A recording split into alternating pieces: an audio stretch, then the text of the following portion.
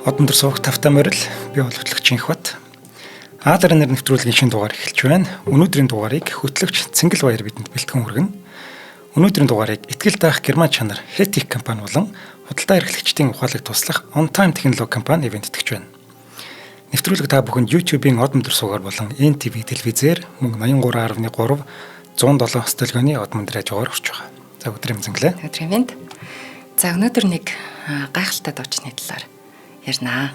За бүгд одоо нөгөө сүүлийн үед ч юм уу аялаж яваад энэ хятадын Бээжин ч юм уу, Чунчин ч юм уу, Шанхай хотуудаар явсан. Тэгэл тэр нөгөө тэнгэр багандсан барилга, техник технологийн хөгжлийг хардсан хүмүүст бол за яг нэг юм 50-аад жилийн өмнөх хятадыг төсөөлөхөд бэрх байгаа. Тэгэхээр одоо дөнгөж 50 жилийн өмнө 70-аад онд юм соёлын хувьсгал гэж хятадд өрнөжсэн те коммунист намын бодлогыг тулган шаардаад хүмүүс яаж илаа. За энэ үе рүү бүгдээрээ эргээд очих юм аа.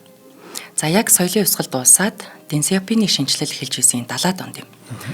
Тухайн үед барууны сэтгүүлчид хятадын өнгө төрхийг болохоор юм яжилсан маягтай юу гэж бичижсэн бэ гэхээр хөх шоргоолжны орон гэж дүрслэн бичсэн байгаа. Энд болохоор тэнд хүний эрх чөлөө гэж алга бүх юм одоо төрийн мэдээлэлд тэгээд нөө тариачин ч бай, одоо хинч бай, сурагч, оюутан ч бай, ажилчин ч бай, ерөөсөө эр эмч бай бүгдээрээ нэг юм хөх ижилхэн дүрм товцсон өмсдөг.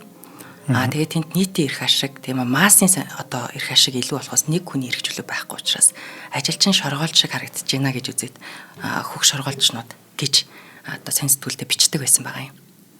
За энэ үед нэг дуучин эмэгтэй дуунуудыг хөрөнгөтний эротик үг хэллэгтэй гэж хятадд хорьсон байна. Романтик хайр дурлал ч юм уу энэ сэдв чи өөрөө одоо хөрөнгөтний капиталист маягийн ингээд бүр хориглогдчихсэн байгаа байхгүй юу? За тэгсэн мөртлөө энэ залуучууд нууцаар энэ бичлэгийг одоо оруулж ирээд хаа сайгүй цуур хатдаг. За шүтэн бишрэгчт нь бяцхан дин гэж нэрлээд за өдөр нь бол одоо нөгөө Дэн Сяопин буюу тэр өдөртөгчийнхаа заавал сонсох ёстой хөгшин дингээ сонсно. За оройдоо бол бяцхан дингээ сонсно гэж яриа хүртэл энэ үед гарч ирсэн байна. За энэ тэгээд яагаад одоо адилхан хятад дуучинтэй энд хориглогдоод нууцаар сонсоод байгаа тухайд бас удахгүй хэлэх юм байна. Нөгөө бидний мэдгүй дэлхийн нэвтрүүлгийн хятад солонгос хэр баян вэ гэсэн дугаар дээр яг энэ соёлын хувьсгалын талаар энэний өмнө тэр Магийн бодлого тэр 3 жилийн өмнө 30 сая хүний өлсгөлөнгөөр алдсан тэр буруу бодлогын тухай айгу дэлгэрэнгүй ярьсан байгаа хүмүүс манаас тэндээ сонсчаараа би бол зөвхөн уран зохиол талаас нь бас нэг юм хэлэхэд Анчимин гэд хятадын сүүлд ингээ Америк руу дөрөөд гарцсан зохиолч байдаг байхгүй. Тэрний юм улаан сухаа гэд зохиол дээр яг энэ соёлын хувьсгалын өмнөх үе болоо соёлын хувьсгалын үеэр хүмүүсийн эрх ашиг яаж зөрчигдчихсэн тэр тухай маш дэлгэрэнгүй гардаг байхгүй. Тэгээ Тайван ч бол энэ охин ч өөрөө Тайванд төрсэн байгаад байдаг. Тайван ч болохоор одоо тэр Чанкайшигийн буюу ингээд салан тусгаарлалцсан байгаа учраас тэнд арай эрх чөлөөт орон бүтээл хийж болоод байгаа. Ийм үе яригдж байгаа шүү. За 70-аад оны үеийн одоо ууланд хүмүүс ингэж дурсаж ярьдаг байсан байгаа юм. Тереса Тенгийг одоо радио хүлээн авагчтай чихээ нааж сонсдог. Тэгээд юу гэж яриа гарсан бэ гэхээр сүрлэн аваахаа тойроод сууж байгаа охид өвгүүд Тереса Тенгийн хоолойг сонсоод уйлна. Бид Тереса Тенгийн тухай ярих гэж байгаа. Тэгээд сэтгэл дэндүү хөдөлж тэрний хоолойг сонсохын тулд бүр үхэхэд бэлэн байдаг гэсэн.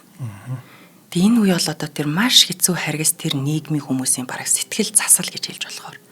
Энд амьд хүн гэдгээ те энд бас хитрхийн амтан шиг магадгүй бүр шоргоолж шиг тэгж ажилчин байж зовж зүдэрж бүр тэр том газар нутагтай тариалан эрхлээд байгаа хэрнээ одоо ямар ч одоо тийм гадагшаа тэрийг худалдаад наймаалах ийм бодлогогүйгээс болоод өлсөж өгчээсэн энэ үед тэр хүмүүс амьд хүн гэдгээ Тереса Тенгийн дууг сонсож мэддэг байсан байгаа байхгүй юу.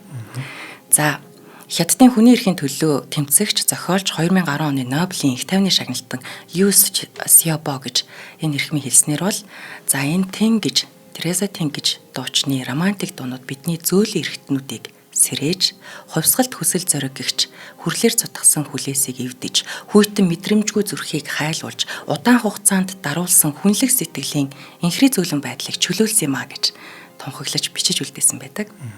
За энэ дуучин маань Хятад, Японд 1980-ад оны бүр хамгийн том од гэж нэрлэгдэх хүмүүсийн тоонд орж исэн. За нэг юм мандарин хэлээр дуулдаг, тийм pop чиглэлээр дуулдаг ийм дуучин байсан. Тэгээ умард Хятадын мандарин хэл дээр дуулсан нийтийн дуунуудыг ихэнхдээ дуулдаг. За энэ дуунууд нь бол зөвхөн Хятадд, Японд биш, Сингапур, Тайван, Малайзад хүртэл ихээхэн дэлгэрч ингэж хүмүүсийн аягүй дуртай дуу болж байсан бэлээ. За Хонконг, Тайван, Тереса Тенгийн хөгжмийн түүхэн дэх одоо энэ хүнийг хамгийн нөлөө бүхий хүнээрээ хүлээн зөвшөөрсөн байдаг. За Япончин бол тэр үедээ хятад хэл дээр юм гадны хэл дээрх дууг нэг зөвшөөрдгөө байсан бол Тереса Тенгийн бүр тухай кино хүртэл хийсэн байдаг сүлтэй. За одоо хүртэл энэ орнуудад хамтлаг дуучид одоо дуугийн шинчилж дуулах, бичлэгүүдийн байнга одоо сэргээх. За тэгээд цомгууд нь борлуулалтаараа аль хэдийн одоо 50 саяд хүрсэн. За тэгээд YouTube үзэлтийн ч юм уу харах юм бол байнгын өсөж идэг. Тэгээ энэ хүний алтар нэр бол одоо яг амьд хүн шиг ингээд од хэврээл яваад байгаа юм. За энэ дуучны хүүхэд нас нь яаж өнгөрсөн бэ гэдгийг нь одоо сонирхоход юм бэлээ. 1953 оны 1 сарын 29-нд Тайваны нэг тэм жижигхэн тосгонд төрсөн. Тэгээ 5 хүүхэдтэй айл ерөөсө ганц охин байсан баг. Жинхэнэ нэрийн Дэн Ливжин гэдэг байсан болохоор нөө бяцхан Дэн гэдэг байгаа байхгүй юу. Тэгээ үзэгсэлэнтэй эзэгтэй гэсэн утгатай ийм нэртэй. Тэгээ нэрэн дээр хүртэл яриад байгаа. Тэр соёлын бодлого явуулж исэн, тэр хувьсгал явуулж исэн тэр үед хүүхдийн хятад хүүхдүүдийн айлуудын хүүхдүүдийн нэр ямар байсан гэхээр улааныг иргэшээ гэж. Улаан од, маад үнэнч, хувьсгал, гэрэл одоо юу гэдэг нь агуу дан ийм нэртэй. Одоо улааныг сахиулагч гэдэг нэртэй хүүхдтэй айл үнэхээр амар байгааз. Тэгэхээр юун Дэн Лижин гэж нэрэггүй. Энэ одоо Тайванд байсан тулдаа нэр нь хүртэл нэг юм үзэсгэлэнт эзэгтэй энтер гэж нэртэй ээж болоод байгаа юм байна гэж бодсон. Тэгээ эцэг их хоёр нь бол хоёулаа тийм их газрын хятадд уг нь төрсэн хүмүүс байгаа. Тэгээ амьдрахын ирэхээр одоо Тайванд суурьшсан. Тэгээ тухайн үед аав нь өөрөө энэ Гоминданы аримд алба хааж исэн болохоор чинь Тайванд руу явсан баг. Тэгээ Тересагийн хүүхэд нас цэргийн албаа агчдын тосгонд тэгээ ядуу тарчиг тийм амьдрал донд өссөн. За эцэг их хоёр нь бол бүр маш мэдрэмжтэй хөгжимд дуртай байсан болохоор охиноо дуу хөгжимтэй их ойрхон өсгсөн байна гэж бодож байгаа. Аав нь болохоор тийм Бээжин дуурийг шүтэн биширдэг, ээж нь тийм Хуамэ гэдэг Бээжин дуурийн ардын хөлбөрт нь маш дуртай тийм хүмүүс байж хагаад охиныгоо 6 настайд нь аавынх нь танил нэг юм цэргийн найрал хөгжимд ажилладаг багшаар нь дууны хичээл заалгаад тэгээд бүр бага ангиасаа л одоо нутгийнхаа сургуульд одоо авьяастаагаараа тийм хөөрхөн алдартай тийм охин байсан байлээ. Тэгээд дандаа л нөгөө нэг аавынхаа арим руу гүгээд очичдаг, тэнд очиж тоглолт хийдэг. Бүр армийн хайртай охин гэдэг хоч авч ижэлтэй. Тэгээ 10 настайдаа буюу 1963 он Тереса Тенг маань хятадын тийм өргөн нэвтрүүлгийн корпорац зохион байгуулдаг тийм уралдаанд ороод Мөнхийн хайр гэдэг киноны дугаараа тэргүүн байранд шалгараад эннийхээ дараа хөгжмийн чиглэлтэй тийм октын дунд сургуульд уган сурсан. Даанч нөгөө нэг эн чинь бас хуваараа энэ тэнд очиод дуулаад идэг болцсон байсан. Тэгсэн чинь октын сургуулийн хичээлийн хуваар нь дандаа нөгөө нэг одоо халтур гэх юм уу тэр үйлдэлтэй ингээл давхцаад байсан байна. Тэгэн гутлан сургууль хайцсан.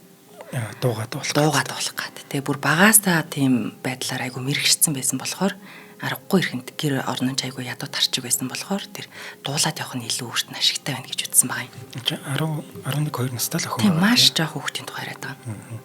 За яг тэгтээ яг нөгөө их газрын гэдэг байгаа тэр аав ээж хоёр нь бол хэбэд төрсөн тэр мэр хаваасаа бол арай эргэж өлөгтэй яваад байгаа. Тэгээ яаж энэ жоох охин маань одоо энэ замналаараа явж байгаад алдарт хүрсэн бүр дэлхийн хэмжээний хот болсон юм бэ гэхээр уран бүтээлийн гараа нь болохоор 14 наснда л эхэлчихсэн. Бүр дуучны мэрэгжлийн дуучны хэмжээнд дуулдаг болоод анхны цомог 14 настайдаа хэвлүүлжсэн. Дуунууд нь ардын дууны хэв маягтай. Гэхдээ авьяаслаг залуу дуучин маань одоо үзэгчид мэрэгжлийн хүмүүсийн анхаарлыг маш хурдан татаад телевизийнхний харанд тэр үедээ өртсөн байна. Тэгээд одоо юугаараа энэ дуучин ингээ ялгараад идэв гэхээр тийм айхтар яг ерөнхийдөө айгүй гой цэвэрхэн сопрано холоотой дуучин.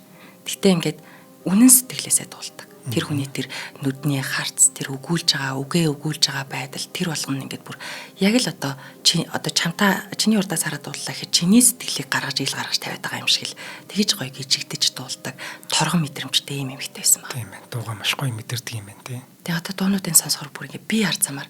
За одоо манай нөгөө аяны шоу муу гэд мэдгүй хүн байхгүй нэг дуу идэг штэ. Зандаагаас өглөө би асуулаа л да тэгсэн чинь шууд хятадаар Тереса Тенгийн дууг дууллаа уртаас. Удаа чи бүр ингээ хятадаар нь мэддэм гэж манайхаар бол аяны шоу штэ гэд. Тийм дуртай болтлоо одоо од болсон байгаа юм. За тийм сопрано холоотой дуулах хэв маяг нь өөр мэц хүн бүрт зориулж дуулж байгаа юм шиг сэтгэлдэл төрүүлдэг байваа. Мөн сайхан хоолоод дуулах авьяасаас гадна энд ерөөсө харамгүй тийм гайхалтай гоо үзэсгэлэн заяасан. Нэг тийм зөөлөн төрхтэй гонигтай юм шиг ийм сайхан эмэгтэй байдаг. За мэрэгжлийн карьер нь болохоор 1967 онд энэ өдрийн од гэдэг ийм телевизийн нэвтрүүлгийн хөтлөгч болсон. Энэ нь болохоор нэгтгэхээс бусад бүх өдөр ийм 20 минутаар гардаг телевизийн нэвтрүүлэг байна. Тэгээд үзэгчд нь бүр маш дуртай, байнгын үздэг ийм нэвтрүүлэгч болсон байгаа. Сүүлдээ 2 жилийн дараа 1969 онд Баярлалаа эрхлэгчээ гээд кинонд гол дүрт тоглож байсан. Тэгээ орлого нь хангалттай одоо болохгүй л байсан. Нэг л болж өггүй яхаа од болоод байна. Тэгээ хүмүүс мэдээд байна. Гэтэ ерөнхийдөө ингэж жоохон ядуу тарчиг болсоор байгаа даа учраас нэг л болж өггүй юм байлээ л дээ. Тэгээд яасан гэхээр шөнийн цэнгэний газар тоглолт хийдэг болсон. Тэгээд энэ 50 дахь 50-нд ч юм бол энэ Францын тийм шөнийн клубүүд аягүй ихтэй байсан. Энд бүр 70 өдрийн турш 90 минутын тоглолт тасралтгүй хийснээрээ бүр рекорд тогтоож ирсэн. Тийм ядардгүй юм уу? Харин тийм ингээд бараг 2 сар гаруй цаг 30 минутын тасралтгүй дуулж байгаа тийм тоглолт хийсэн. За эннийхээ хажуугаар бас дараа нь ингээд бүр хаа сайгүй аялын тоглолтоор явж байгаа. За энэ үед одоо мэдээж нэг хэвлэл мэдээллийнхний анхааралд өртөөд байгаа телевизийнхэнтэй хүмүүс ер нь ингээл таниад байгаа. Тэгээ бүр томоохон анхны амжилт нь болохоор 68 онд тийм оддын цуглаан гэдэг тийм телевизийн хөгжмийн шоунд оролцсныхоо дараа тийм Хонконгт төвтэй тийм студиудтэй бичлэгийн гэрээ өөртөө санал олж орж ирээд энэ нь бол өөрийн яг мэрэгжлийн хэмжээнд те хөдөлмөрөө зөөвөрмөлүүлэх анхны гараа нь болсон байгаа юм л та. Тэгээ энэний дараа Тереза Тинг хит хитэн цомгоо бүр ингээ маш хурдан дарааллуулж гаргасан. Тэгээ бүгдээрээ хит болсон дуунууд нь. Одоо энэ үйл явдлаасаа болоод одоо л нэг юм Тереза Тингтэй гэр бүлтэй ээж аавтай ингээ байш авч өгөх боломжтой болж байгаа байхгүй юу? За телевизтэй маш их холбоотой ажилласан энэ хүн тэгээ яаж холбогдсон гэхээр 1960-аас 70 онд одоо телевиз эстрад хөгжмийг түгээх бүр хамгийн чухал хэрэгсэл бол телевиз байсан байна. Тэгээд Тереза Тинг энэ боломжийг гайхалтай ашигласан. Тэгээ ин чин сэтгэлээсээ дуулдаг, зөөлөө уянгатлах хоолоогоор дуулдаг. Энэ нь бол тэр бусад ямар ч чадaltaй дуучнаас Тереза Тингийг бүр гэр бүлийн хүн юм шиг тэр үзэгчд нь хүлээж авахд хамгийн их нөлөөлсөн байна. За тэгээ дууны үгнүүд нь лог гэвд маш гоё, энгийн тэгсээр нь өөрөө юм бие авч явах байдал нэг тийм гангардгүй хэрнээ бас нэг юм нууцлаг, дончтой, маш тийм үзэсгэлэнтэй эмэгтэй байсан байна. За тэгээд камерт гарахад ч гэсэн энэ хүний те төрөлхийн гоо үзэсгэлэн тайван дотн тэр уур амьсгалтай дуулалт нь бүр бүх хүмүүсийн сэтгэлд ордог байсан. Телевизийн бичлэгт одоо энгийн ер гангарахгүй очдог. Тэгтэл ерөөсө хараад ямар нууцлаг тэр бичлэгтээ хэдэн онд ч үзсэн гоё эмэгтэй харагдахаар тийм байдлаар хувцалдаг ийм гоё эмэгтэй байсан байна. За ерөөсөө л хүмүүсийн сэтгэл хөдлөл анхаарал бүх юм төвлөрдөг байсан гэж хэлж болох юм. За тэгээд дуучин маань эхний жилүүддээ уламжлалт, уянгалаг хэм маягийг орчин үеийн аялгаатай хослуулад ийм шинэ үеийн эстрад хөгжмийн бэлэг тэмдэг болсон. Энэ бол бүр одоо тэр 20 дугаар зууны бүр эхлэлийг тавьсан тэр хөгжмийн урсгал, шинэ урсгал оруулсан гэж хэлж бас хүмүүс тодорхойлт юм байлээ. За хятадаар дуулсан дуунууд нь Тайван болоод Хонконгт маш хурдан алдаршаад өргөн хүрээний сонсогчдод хүрэх замыг нээсэн. Тэгээ телевизийн ачаар Тереза Тингийн хоолой сая хүний хувьд одоо танил дотн хоолой нь болж чадсан. Тэгээд энэ дэлгэцээр хишгэлж байгаа дуунууд үзэгчдийн өдөр тутмын амьдрал шингээд хайр, гуниг, найдварын тухай маш энгийн үгнүүдтэй чин сэтгэлийн мэдрэмжийг илэрхийлдэг гэсэн энэ одоо цол Тереза Тинг гэдэг нэртэй байнга л хамт яваад байгаа гэсэн үг. Тэгээд одоо тэр улаан сохоо гэдэг ном дээр гардаг байхгүй тэр бүр ингээд соёлын хувьсгалаар чинь бүх хүүхдүүдийг те ямар хүсэл мөрөөдөлтөөс нь үл хамааран шууд ингээд тарийн талбар руу лаг шавар руу ир юмгүй яг л шилжилтийн насны дээр нь бүх хүүхдүүдийг аваачаал ажиллуулаад тольж байхгүй юу ч байхгүй. Тэгэл ерөөсөө ингээд өвдгөө өрсөн шавар донд өдөрч ажиллаж байгаа л гэртээ харна. Тэгээд тэр дунд ч нэг хүүхдүүдийн бэлгийн божилт явагддаг байхгүй ингээд өөрөө нэг дотроос нэг юм догтлоод байгаа мэдрэмж төрөөл үеийнхээ хүүгүүд тогтууд нь төө хол зайтай. Тэд чи байгалийн жам яваад шүү дээ. Тэр анчимын бол зөвхөн бэлгийн божилтоор тэр хүмүүсийн яаж зөрчигдсэнийг тэр мавг шүмжилсэн байдал Америкт очичоод амар ил задгаа бичсэн байхгүй. Тэгэхээр яг тэр тим сэтгэл зүйд тасцсан хүмүүс бол 70 эдэн 60 эдэн Тереза Тинг дээр бол ингээд уярхаас аргагүй. Сэтгэл зүйн засагдхаас аргагүй бүр. Чи сайн хүн байхын иргэд сануулад байна гэж байгаа шүү дээ. Хүний сэтгэл хөдлөлийг яагаад ч хааж чадахгүй байхгүй. Тийм. Гэтэ гаргах юм бол би хүч гэдэг. Тэгмэд энэ дууг сонсоод тэр хүмүүс тайтгараад амиа орлохгүй. Амиа орлохоос наагур хүмүүс байж байгаа шүү дээ. Өөрийгөө хүн байна гэдгийг дахиж мэдэх үнэхээр гоё байсан баг. Тийм ч тэр ч утгаараа энэ эмэгтэй хөдийг хүртэл тийм үтэй байгаа бол. Одоо болтол тий амьд хүн шиг тийм гоё нэр хүнд нь одоо байсан байрандаа л яваад байгаа нь бас ийм учиртай. Энэ хүү ерөөсөө мөнхийн сэдвэр уран бүтээлээ төвөрсөн байгаа байхгүй юу. За Тереза Тинг Азад маш нэр хүндтэй. Ер нь бол Азийн орнуудын хооронд нь холбосон одоо ийм хүн гэж болно. 1970-ад оны ихээр Тереза Тинг Хонконгийг зорив. Тухайн үед бол Хонконг тийм их Британий мэдэлд байсан. За англи биш одоо хятад хэл дээр дуулсан тэрний дуунууд олон нийтийн сэтгэл түрээд тэгээ 1973 он гэхэд тэрээсээ Хонконгийн хамгийн алдартай дуучин болсон. За энэний дараа Японд нэг ийм дуучин байна да гэд маш их сонирхож эхэлсэн байгаа юм л та. За Японы төрөө хэлсэнчлэн те гадны хэл дээр за ялангуяа тэр хятад метод хэл дээр бол эн чинь Япон хятад хоёрын хооронд бас нэг юм өмнө нь үүссэн түүх байгаа шүү дээ. Тэгэхээр ерөөсөө юм хятад хэл дээр дуу сонсох байсан байгаа юм. Тэгэхэд одоо бүр хятадаар нь тэрээсээ тэнгийг зөвшөөрчд гэж бүр хүмүүсийн дунд хит болсон энэ дуунууд нь. За урд нь бол хятад хэл дээрх дуу хэзээч сонирхдаггүй байсан гэж хэлж болохоор байхгүй. Тэгээ жилийн дараа буюу 1974 он гэхэд Тереза Тинг Япон руу нүүсэн. 74 онд. Чи 18 настай явчихж байгаа юм тийм. Маш жоох охин. За тэнд хэд хэдэн бэрхшээлтэй тулгарсан мэдээж нөгөө хэл соёлын ялгаа тий. Хэлийн сурах хэрэгтэй болж байгаа, соёлд нь одоо суралцах хэрэгтэй болж байгаа. За ингэж яж байгаад Японы одоо өндөр өрсөлдөөнтэй хөгжмийн салбарт өөрийгөө таниулах ийм чадварыг эзэмшнэ гэсэн зорилготой тэр жоох охин явсан байна. За энэний дараа анхны цомгоо Японд гаргасан нь бас нэг анзаарагдаг өнгөрчихсөн. Харин одоо хоёр дахь цомгийнх нь тэр нэг Air Force гэдэг дуу нэдэг байхгүй юу? Энэ болохоор бүр Японд бүр за энэ дууг бараг л тий хажуугаар зөрсөн хүн болгон сонсохоор хэмжээнд хит болсон.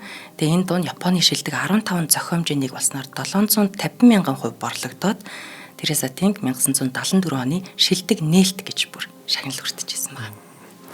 За хоёлаа эхний хамтран ажиллагчаад танилцуулаад.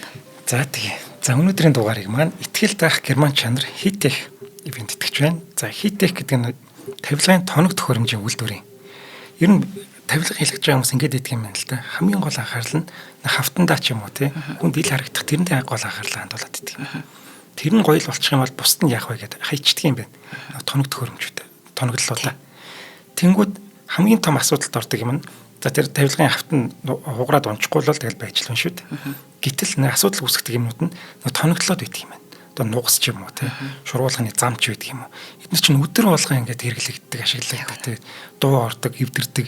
Тэр болгондоо ингээд хүн засвар хийдэг. Гүр ингээд байнгын зардал гаргаад идэх байхгүй. Одоо манай галтгооны тавилгын нэг хаалгыг би онгойлгох үйлгээ үздэг байхгүй. Стресс байгаа. Тэр нь дарагдаад гарахаар буцаад онгоодог тийм технологитой байхгүй юу? Тэгсэн чинь тэр нь эвдэрсэн чинь за тэрийг татчих онгойлгох гэсэн. Бараг өшгөлөхөөс нагуур юм болж ч онгоодог тийм байхгүй. Тэгсэн чинь хит хийх юм болохоор эртээ манай дээр ирж уулцсан. Манай дээр ямар ч тийм асуудал байдгүй. Тий 20 жилийн баталгаа өгнө гэдэг байна шүү дээ. Харин тийм 20 жилд чинь би хангалттай тэр тавилгаа дахиад сольж штэ тий. Тэнгүүд 20 жилд ямар ч асуудалгүй тэр чинь ажиллана гэсэн үг байхгүй. Тэгээд би өөрөө тэр шкафны хаалганы тоноглоодыг очиж харсч үнэхээр өөр хэрэлтэй юмнууд байлаа. Энэ дээр бас ийм юм бэлээ. Эднийх нэг юм шоурумтай болчиход байгаа юм. Тэгээд очиод одоо тавилга шинээр хийлгэж байгаа. Энд чинь нэг том хөрөнгө оруулалт шүү дээ. Бид нэр амьдралдаа тавилгыг хэдхэн солиод ер нь нас дуусч байгаа шүү дээ.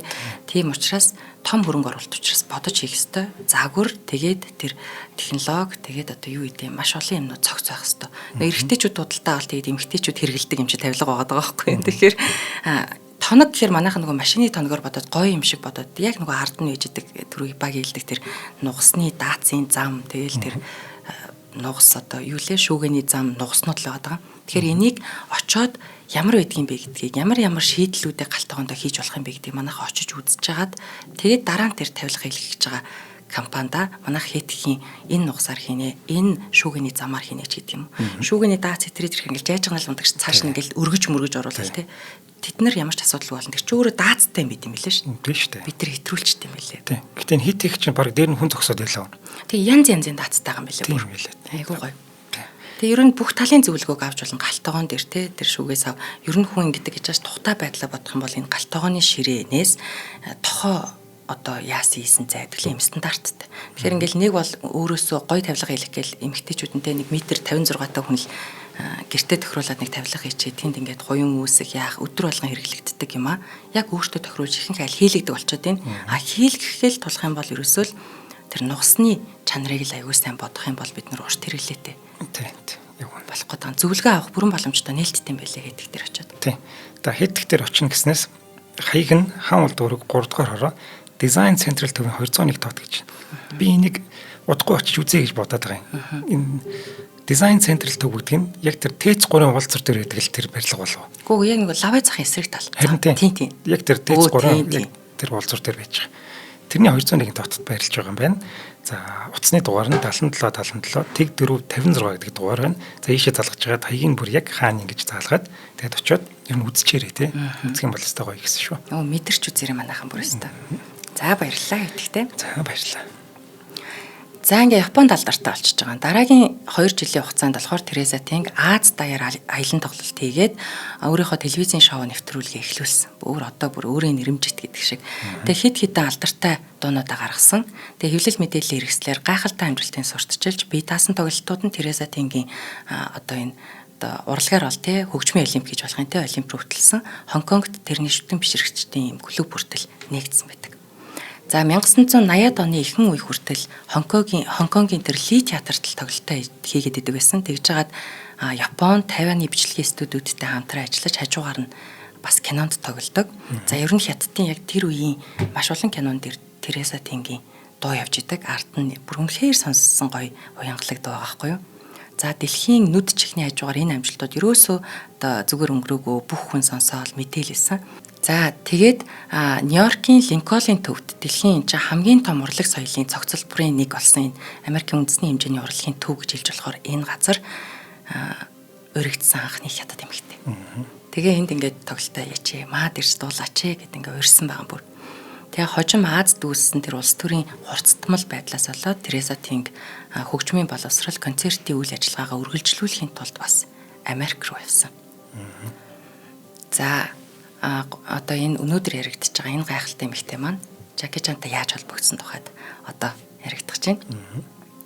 За энэ үед болохоор энэ од эмэгтэйн тухай ямар яриа айгүйх дэлгэрээд байсан гэхээр Тереза Тинг ирчүүдийн хажууд байхад аюултай шүү гэдэг яриа гарсан. Яагаад гэвэл анх айгүй багтаа бас найз залуутай болсон. Тэр найз залуу машины ослоор насураад. За тэгээ удаагүй энэний дараа 18 наснда цаасны үйлдвэр эрхэлдэг тийм малайз залуутай танилцаад сүү тавьдсан байсан бүр. Тэгсэн чинь нөгөө залуу зүрхний шигтээсээр бас нас орсон. Тэгээ ойрхон хоёр найз залуу нас орчин гутал ер нь ослолтой хажууд нахад эвгүй шүү гэд ийм яриа гарсан байсан. Тэгсэн чинь Америкт очсныхоо дараа Жаки Чантай санаандгүй байдлаар танилцсан. Тэгээ би бинийг бол ерөнхий мэдчихэж байгаа. Тэгээд анхны уулзалтан дээр маш олон хүмүүсийн дунд байсан болохоор ингээл нэр усаа хэлэлцээл ингээд өнгөрсөн байгаа юм. Тэгсэн чинь 2 хоногийн дараа уулзнаас 2 хоногийн дараа Тереза Тинг аюу кино дуртай кино үзэх гээд очсон. Кино театр орсон чинь Жаки Чан болохоор яг кино үзэж гараа явж исэн гэж байгаа байхгүй. Тэгэхээр яалчгүй ингээл зөрөөл нэг нь гараал нэг нь орох болсон. Тэгээ тэрүүхэ хооронд хоёлоос аюу их юм гэлс ярьж амжаад утасны дугаараа солилцоод ингээд салсан байгаа. За тэгээд энээс хойш бол энэ хоёрын нөгөө нэг хилээ сайжруулахын тулд кино үздэг нь адилхан байна гэдэг дээр айгу санал нэгдсэн байгаа. Тэгээд хоёлоо ядаж хахад их ойрхон амьдардаг юм мэдсэн гинэ. Тэгээд байнгын хамт явдаг болсон. Энэний дараа тэгээд далайн эрэг дээр кино театрт хоолны газар хаана гэдгийг ерөөсөө салдгүй тийм хоёр хүн. За одоо зугаалж байгаа бас хоёлоо их наймаалжинд дуртай байсан гэж байгаа. Тэгэл ерөөсөө хятад хороололт хоол эргүүлэхтэй хүртэл ингээл ирсэн. Байнгын хамт явж байдаг ийм хоёр хүн болсон. За тэгтээ энэ байдал бол удаа үргэлжлээгүй. Ажлын улмаас манай Жаки Чан кино зурагтай нэвтрээд өөр газар руу явцсан. Тэгээ хэсэг хугацааны дараа уг нь бол энэ хоёр Тайванд эргээд уулзсан чи яг нөгөө өмнөх шиг сэтгэл мэдрэмж нь хин хинт нь байхгүй болсон байсан. Одоо тэгээд нэг юм хүрцсэн ч юм уу эсвэл тохирохгүй байна гэдгийг мэдсэн ч юм уу ийм байдал үсээд тэгээд дараа нь бол Жаки Чан Тереза Тингийг дурсаж ярихдаа ингэсэн байдаг. Өөрийнхөө номон дээр бичсэн байт юм билээ. За энэ эмэгтэй бол Тереза Тинг бол хитрхи сайн эмэгтэй байсан. Бие үргэлж бүр Европ улсын боловсон авч явдаг.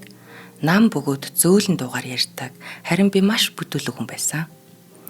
Тереза дэгжин, нарийн мэдрэмжтэй. Харин би орлон тоглогчоос дөнгөж кинод болсон. Мөнгө цацаж, тансаг амьдралаар амьдрах боломж саяхан л гарсан болохоор бөөн алтангийн чодолдож авч байгаад бүгдийг өөртөө зүүхийг хүсдэг нэг юм байлаа. Тэр ганцаараа гараад хувийн орон зайгаа мэдрэх дуртай байсан бол би үргэлж шуугаанд хүмүүсийн дунд байхдаа хөгжилтэй байдлыг илүүд үздэг байсан. Намайг бөөн хүн дагалдан явхад надад таалагддаг, би жинхэнэ босс юм шиг санагддаг. Тэгэхээр энэ хоёр хүн нэг тийм оршихуйн хувьд ч юм уу хүнийхээ хувьд тийм зөрүүтэй байсан учраас л болоогүй гэдгийг ингээд бичсэн юм шиг байна. Бараг хоёр тойл байж тээ. Тийм. Гэхдээ сэтгэл нь маш их татагтаад хайртай байгаад байдаг. За нэлээд удаа энэ утгагүй юм шиг ерөнхийдөө яриад ч ойлголцохгүй юм шиг ийм байдлаар энэ хоёр уулзалтсны дараа Тереза Тэнг зочид буудлынхын жижүүр дээр Жеки Чан зориулаад нэг юм үлдээсэн байсан. За нэгэд үзэхэд бол яг энэ үедээ бүр маш их хит болж исэн. Миний хайрыг буцааж өгөөч гэсэн өөрийнхөө хуурцагтай хамт зурвасан. Үлдээг яасан. Тэгээ энэ дээрээ юу гэж ütсэн бэ гэхээр чиний зүрхэнд намайг багтаах цай огтхон ч байхгүй байна. Тэгвэл миний хайрыг буцааж өгөөч гэж бичээд үлдээсэн байдаг. За тэгээд нэлээд хэдэн жил өнгөрсний дараа заримдаа тааралддаг байсан ч гэсэн ерөнхийдөө нэмсэглээд өнгөрдөг ийм харилцаа байдаг юм байна. За энээс хойш Тереза Тэнг Малайзийн нэг тэрбумтны хүүтэй бас одоо хайр дурлалын харилцаатай болоод ер нь их амжилттай байгаад бүр сүйд явах дээрээ тулаад байжсэн чинь тэр үед гэрэлтийн гэрээ байгуулсан гэж байна. Тэгсэн чинь тэнд юу ямар заалт нэг муухай заалт байгаа. Дуулахгүй гэсэн заалт оруулсан. Тэгээд тэр гэрлэлт амжилтгүй. Яаж дуулахгүй амьдрах юм те? Гэрлээг юм байлээ. За ер нь амьдралынхаа туршид энэ эмэгтэй маань хүүхэдтэй болж байгаагүй. За ихэнх цагийг ганцаараа өнгөрөөдөг. За ганцаараа байхдаа бүр маш дуртай. Ийм намуухан тийм эмэгтэй. Тэгээ ганцаараа байхдаа тэрний хийх хамгийн дуртай юм ном унших, цай уух. Ийм л байсан. Тэгээ хожим одоо Франц улсад амьдарч байхдаа 1990 онд 37 наснда өөрөөсөө 16 насаар дүү тийм гэрэл зурагчин залуутай танилцсаж болох хамтын амьдрал бас үүсгэж исэн гэж байгаа. Тэгээ нөгөө нэг кино төгтөр ярьдаг штэ нөгөө одод ингээл буйны ажилд их оролцдог гэд. За Тереза Тэнг бол бүр ингээд буйны ажилд бүр ухаан жолоогүй оролцдог. Өөрийнхөө тэр хэр чадлыг яг тэр сайн сайхан хүмүүсийн амьдралын төлөө те бүх юма зориулдаг тийм дуучин байсан гэж байгаа. Бүр ингээд энэ тоглолттой явж байгаа тэнд буйны тоглолтод орох болон гутал хичнээн улс орон дамнаад нисээд очиод тэр буйны тоглолтод нь оролцдог ийм нэмжин сэтгэлтэй хүн байсан. Бүр багаас энэ ч нөө эрт карьер эхэлсэн учраас багасаа л оролцдог байсан. За анхны тоглолтуудын нэг энэ Филиппинд газар хөдлөлтөд нэрвэгдсэн хүмүүс таньдав цуглуулах зорилгоор бүр багтаа дуулж исэн байгаа. Тэгээ 1971 онд Хонконгд болсон урлагийн тийм дуудлага худалдаагаар буйны хатан хаан гэдэг цолыг бүр энэ эмэгтэйд өгч исэн байгаа. 71 он гэдэг чинь бас л залуу да тий. За 73 онд Сингапурт болсон Алс Торрентын шилдэг 10 од тийм бас л буйны гала тоглолтод оролцоод бүр 4 концертт нь тоглож тусламж хэрэгтэй оюутнуудад зориулсан тэтгэлэг $400,000 цуглуулж оюутнуудад тусалсан байдаг. За тэгээд бүр ингээд оюутнуудад туслана гэдэг чинь бас их юм шүү те улс орны ирээдүйн хувьд. Тэгээ Сингапур, Тайван, Хонконгт буйны концертоо бүр байнгын л хийдэг. Байсгээл буйны концерт хийдэг. Тийм дуучин байсан. За 1980 онд Хонконгийн Янцай гэдэг эмнэлэгт $1 сая гаруй цуглуулж Тайванд хийсэн тоглолтынхоо орлогыг тэр чигээр нь одоо үндэсний самд нь хандвалж байсан. 1982 оны 8 дугаар сард Тайландын хойд хэсэгт оршдог нэг тосгонд тийм ундны усны цамхаг барихад $160,050 бас хандвалсан байдаг. За 85 онд Японы Токио хотын NHK танхимд бие даасан тоглолтоо хийгээд орлогоо тэр чигээр нь бас л буйны байгууллагад хандвалж байсан.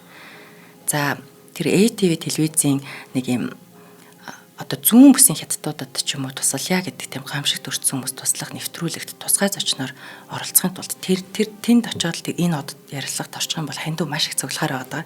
Тэгин гол бүр Францаас Хонконг руу шууд нисчихсэн гэж байгаа байхгүй. Тэгээ ер нь яг ийм сайн үйлсүүдийн дуртад ах юм бол дуусгааргүй одоо хүн хөтлөө сайн үйлсийг маш их хийжсэн юм хүн байгаа. За дараагийн хамтран ажиллагчаа танилцуулж.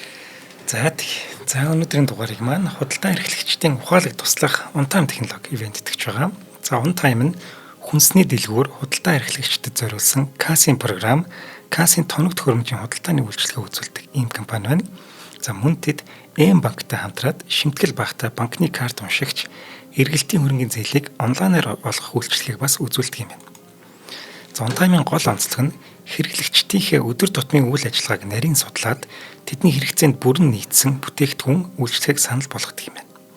За Untime програмыг Монгол орн даяар байдаг 6-8 нэрийн хүнсний дэлгүүрүүдийн 50% нь буюу 2 дэлгүүр тутмын нэг нь ашигладаг юм байна. Тэгээд манайхаар орох хэрэг байгаа мó гэж. Бүр ингээд хэрэглэгчтэй олцсон юм газар байгаа. Ямар газар юм байдаг вэ гэхээр хамгийн найдвартай газар тийм шүү дээ. Юм болдог.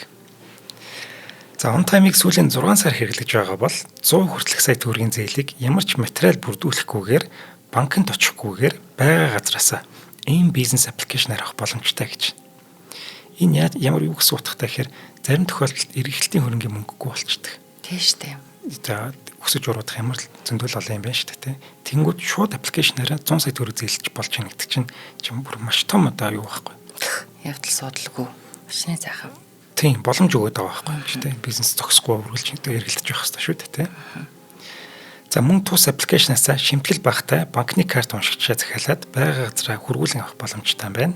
За та хараахан on time кассинг програмыг хэрэглэж болж амжаагүй байгаа бол on time гэсэн Facebook-ийн чат руу хуудас руу чат бичих хэрэгтэй юм байна. За тэгээд одоо цаанаас нь заавар өгөөд ингээд шууд өргөд өгч байгаа. За дэлгэрэнгүй мэдээллийг 77 77 34 44 дугаар хатснаас авах боломжтой.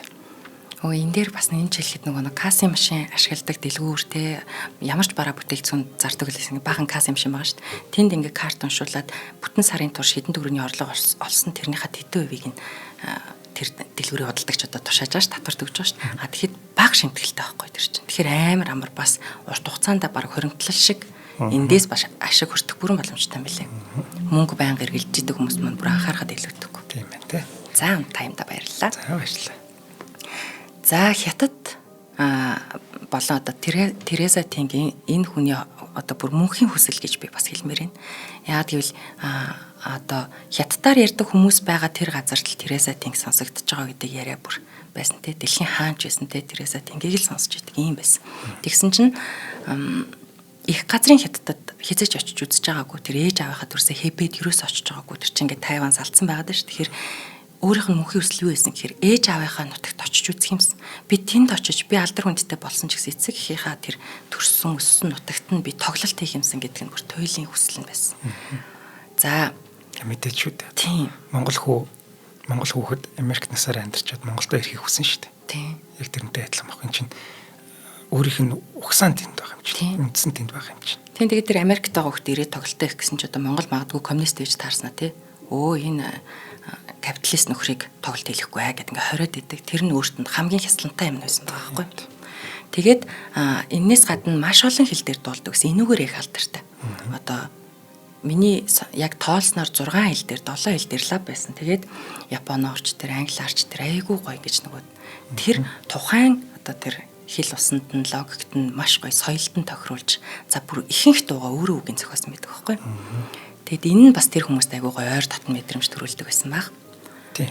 Дуучин хүн өөрөө үгээ зохионогдвол хамгийн зөв юм. Яагаад гэвэл үгээрээ дамжуулаад өөрийнхөө тэр үзэл бодлыг хэлэх гэсэн үгээ дамжуулж шилдэг. Тийм. Хүнээс үг авч дуулж бол бас болно л та. Гэхдээ л өөрөө зохиол ер нь их тохиромжтой байна. Харин тийм. Тэрүүгээрээ их гоё даваа талтай байсан байгаа. Тэгэд нэг юм шидайку гэж урсгалаар дуулдаг. Энэ нь болохоор юм жаз, хятадын ардын дуу, тийм Холливуудын 20-од оны аялгауг холилдсон тийм хөгжмийн урсгал юм байлээ л дээ. За Тереза Тенг 1980-ад онд алдар хүндийн бүр оргилдоо хүрсэн энэ үед Time сэтгүүл 1986 онд одоо энэ эмэгтэйг маань дэлхийн хамгийн агуу 7 дуучны нэг гэж одоо бас тодруулж ирсэн байлээ. Энэ онд Чил намайг догдлуулад байна гэдэг одоо хамгийн алдартай цомог нь гарсан. За энэ цомгоор Японы хөгжмийн хамгийн өндөр шагналыг хүртсэн. Японд хүртээд байгаа шүү дээ. Харин нөгөө эцэг эхийнхаа төрсөн тэр хэбэд бол ерөөсөө энэ телевизээс би алдар түрээд байштай гих болгондоо хэбэгээс урилга ирээсэ. Хэбэгийн телевизээс урилга ирээсэ гэдэг хүсэл байсан. Даанч ерөөсөө ирэхгүй л байгаа. Энийг л хүлээгээд байсан байгаа байхгүй юу?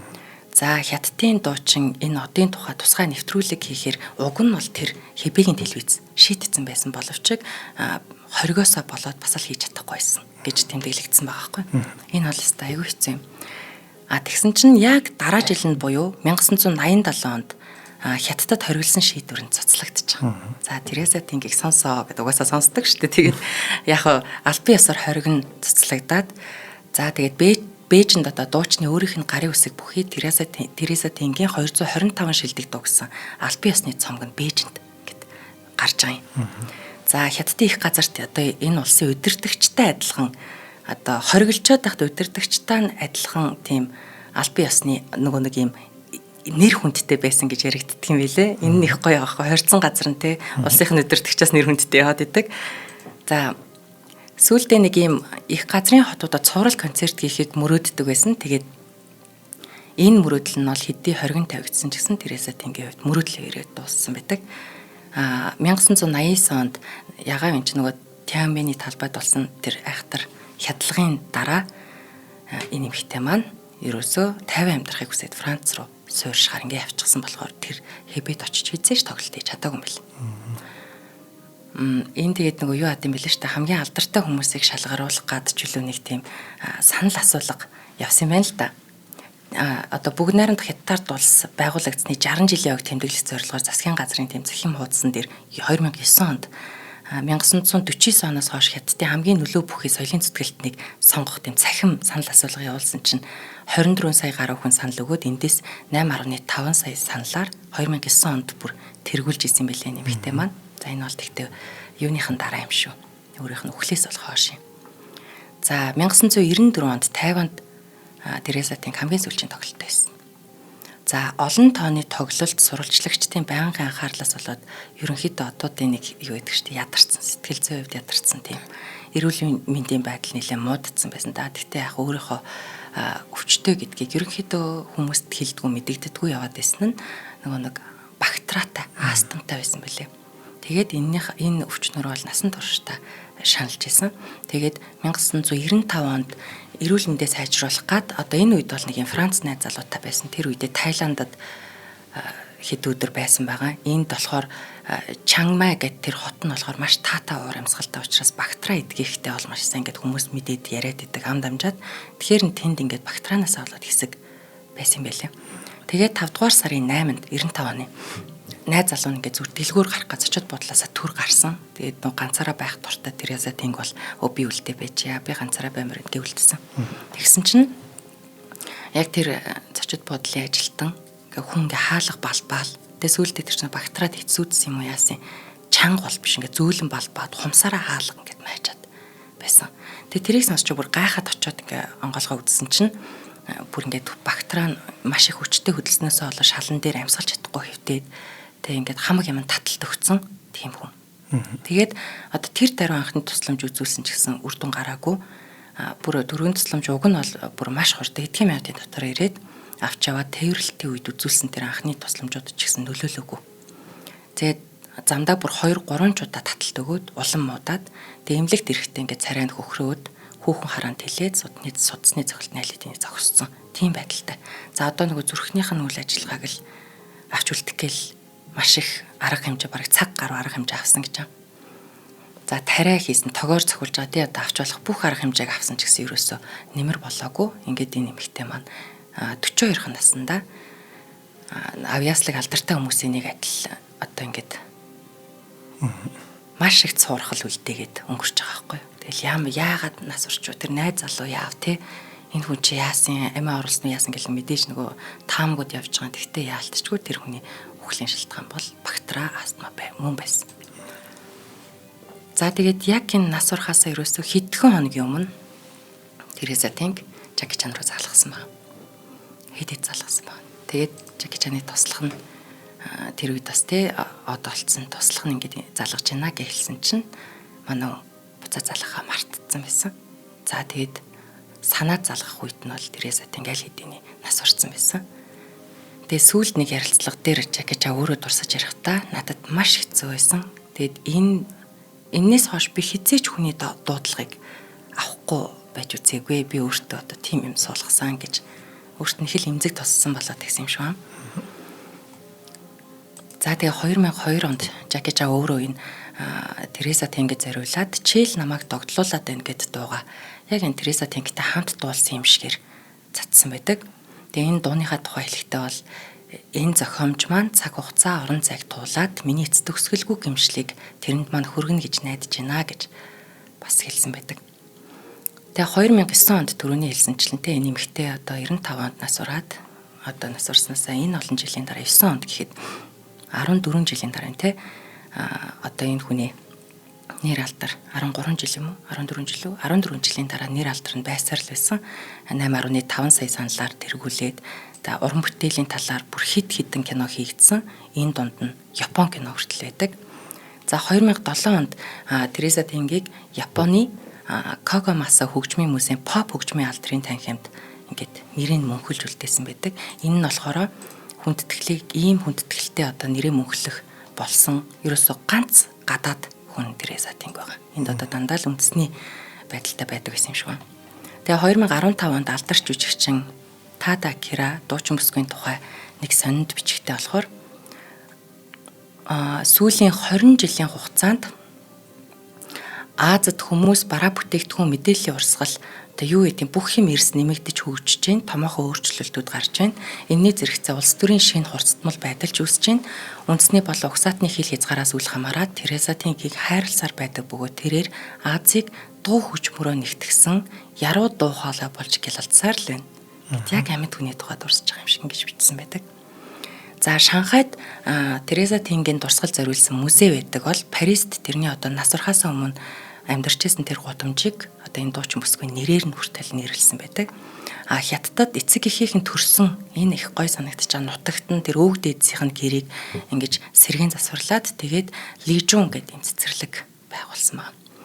Тэгээ 2015 онд Тайваны нэг сүмд Бодисатва Моюн гэж энэ бүсгүйг нэрлээд хөшөөг нь босгож дурсгал болгоо үлдээсэн. Тэгээд 14 настайгаасаа дуулж эхэлсэн Тереза Тенг амьдралынхаа туршид Европын болон бусад олон хэл дээр 3000 гаруй дуу бичиж байгаа. За ихэнх үгийн ерөөсөө л бараг бүгдийн шахуу өөрөө үгийг бичиж байгаа. За Тереза Тенгийн уянгийн дуунууд Азийн хөгжмийн түүхэнд бүхэл бүтэн үеийн бэлэг тэмдэг болоод 30 гаруй жилийн дараач мартагддаггүй хэвээрээ дуулагдсаар байна. Тэрний зохиолууд нь хизээч хуучрахгүй. Яагаад гэвэл тэр одоо бидний одоо амьд хүн байгаа газар байдаг тэр мөнхийн сэдв буюу хайрын тухай сэдвийг үнэн сэтгэлээс өгүүлсэн байна. Eternal Sweetheart гэж түүнийг нэрлэдэг юм. Тэгээ мөнхийн хонгорхон бүсгүй гэж хэлэх юм аа. Үнэхээр яг тийм үедээ л нас барцсан л та тий. Тийм байна. Тэгээд дуугийн сонсохоор бүр үнэхээр за ямар одоо гоё тийм сэтгэлтэй болоод энэ хүнээс ийм гоё нарийн нандин хөг аялгуу гарч ийна гэд бүр бодогдож байгаа. Тэр нөгөө сар миний зүрхийг төлөөлнө гэд тэр доогийн хүмүүс маань сонсцсон л ах. Тэгээд дахиад нэг сонсоод үзэр ингээ би ярцганмаар гоё. За баярлалаа Цэнгэлээ. Тэгэхээр гоё дугаар байлаа. За баярлалаа. За өнөөдрийн дугаарыг маань Итгэл даах Герман чанар Hittech компани болон худалдаа эрхлэгчдийн ухаалаг туслах On Time технологи компани ивент итгэлээ. Нэвтрүүлэг маань та бүхэн YouTube-ийн Одон дөрсуугаар болон NTV телевизээр мөнгө 83.3 107 столгоны Одон дөр радиогоор хүрсэн. Цэнгэлээ дараагийн дугаараар олцъя. За тэгье.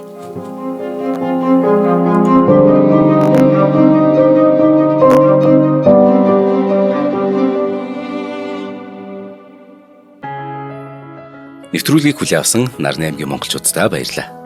Одмондөр сувг нь энэ мэдчлэн таны мэдхүү мянган нэвтрүүлгийг 2026 оны 7 сарын 1 хүртэл та бүхэндээ хүргэх юм. Их хэлээрээ шинжлэх ухаан танин мэдхүүг түгээх нь үлсэд нэгтгэх хүсвэл та бидэнд хандив өгөх боломжтой. Жилдээ ганцхан удаа 100,000 төгрөгөөр биднийг дэмжснээр шинжлэх ухаан танин мэдхүйг түгээх энэ үйл хэрэг амжилттай үргэлжлэх юм.